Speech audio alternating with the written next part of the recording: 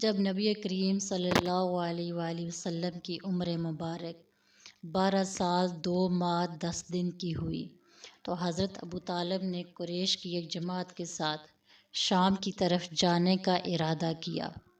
جب تمام انتظامات مکمل کر لیے گئے، روانگی کے لیے سامان باندھ دیا گیا تو نبی کریم صلی اللہ علیہ وسلم کو ساتھ لے جانے کا ارادہ نہیں تھا۔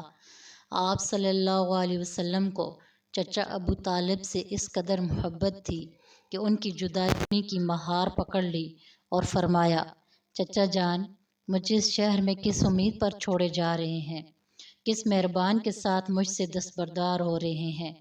یہ سن کر حضرت ابو طالب پر رکت طاری ہو گئی، قسم کھائی کہ انہیں ضرور اپنے ساتھ لے جائیں گے۔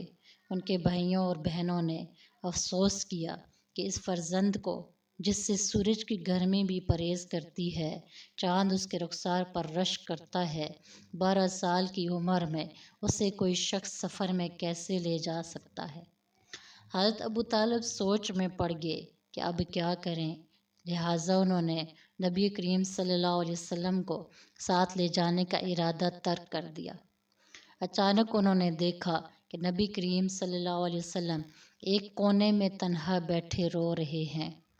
دیکھا تو برداشت نہ کر سکے اور قریب جا کر پوچھا، ہے میری آنکھوں کے نور، کیا بات ہے کہ تم رو رہے ہو؟ حضور نبی کریم صلی اللہ علیہ وسلم نے خاموشی اختیار فرمائی، پھر خود ہی حضرت ابو طالب نے کہا، شاید تمہارا رونا ہماری جدائی کی وجہ سے ہے۔ آپ صلی اللہ علیہ وسلم نے فرمایا، ہاں یہی بات ہے۔ اس پر حضرت ابو طالب نے کہا، اللہ کی قسم، آج کے بعد کبھی بھی تجھ سے مفارقت نہیں کروں گا۔ جب نبی کریم صلی اللہ علیہ وسلم نے یہ بات سنی تو اس کونے سے باہر آئے اور حضرت ابو طالب کو ان کے ساتھ لے کر شام کے سفر پر روانہ ہوئے۔